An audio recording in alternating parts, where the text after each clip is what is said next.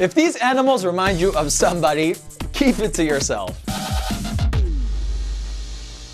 Nuestros amigos de National Geographic nos presentan un video inusual, donde capturan a ciertos animales en estado de reposo. It's just too funny. Yo no sabía que las morsas podían dormir flotando gracias a unos sacos de aire que tienen en su esófago, aunque a veces dormir en grupo es mejor.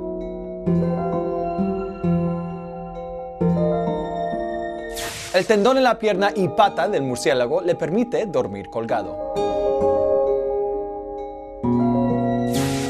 Los hipopótamos toman aire y se dejan caer al fondo del agua para dormir por un rato y luego salen de nuevo a la superficie.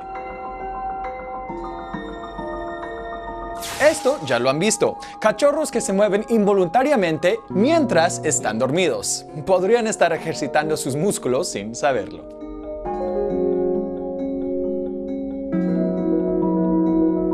Los lobos o leones marinos duermen en una variedad de posiciones, inclusive con sus aletas pegadas al cuerpo. El estar sobre una roca, en este caso, no ayuda mucho.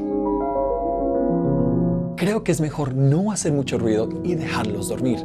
Nosotros nos vemos en el próximo episodio del Pulso vía Mashable. Shh, adiós.